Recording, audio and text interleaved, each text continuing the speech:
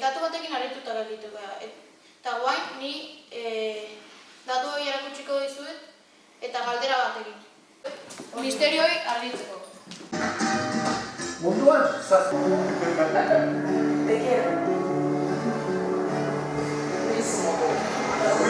Berako patioan eta sarreran. Eta neurtzaileek bat die, tabla betetzen aizera.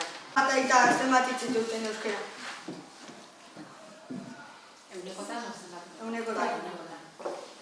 Baina neurketa hori zein zenuten. Umek etorrita zeudela, ala guraso kumen zaizeuden bitarte. Guraso kumen zaiz. Eta etorrita zeudela.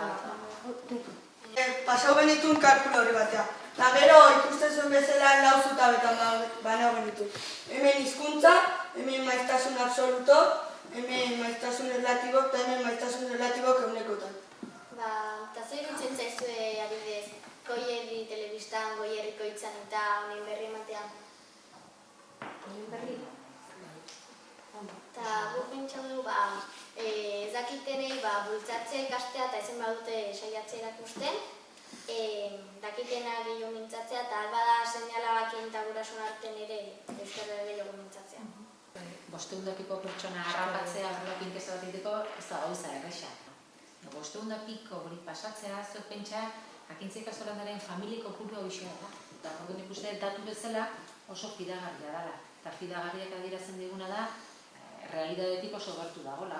Zabaldu nahiak nik uste zentzu bat daukala. Eta dago, baina oso interesgarri ditzaioa eta emaitzak egindako ikerketa eta hori bilatzeko. Ondoritua den bazaizue, egin nola zuen zeaten, ondoritua den bazaizue, bialtuko dizkio. Nei zalantza galdetu zaizein dezue, entzun bakarrik ala galdetu diezue bakoitzei banan. Entzumena, entzun da atera dezue, momentu hortan nola izien izketan, ez? Ez zate jun da esan ze ohitura daukezu etxen, ez da, eskolara etortzen diren ze hizkuntzara biltzeuten, ez? Biogenean zedenak ezaki, baina guk gero marauta Samu, Aratz, Ainautani eta iten genuen bi jartzen ginen berako espaloian erdin eseita, etxeko nektenak nela bezala eta beste bik moitzen zien bakoitzalde batea entzuten eta gero etortzen zien eta guk apunto egiten genuen. Etxeko lanak egiten bezala eta gero txartel batzukin. Txartel bat zan berdea beste bat, txuri euskera eta roxa edo laranja bezak izan zan gaztelera. Txartelak uste zen dut. Guk gestokin ingen nola, iten genuen nola, eta nolako zerbait, hau zan euskera, gero G bat bezala zan gaztelera, eta beste bat B bat bezala. Eta hola Zeuden baita disimulo desberdinak batzuk esaten zuten. Aineak takoiek aber repeten dezkan.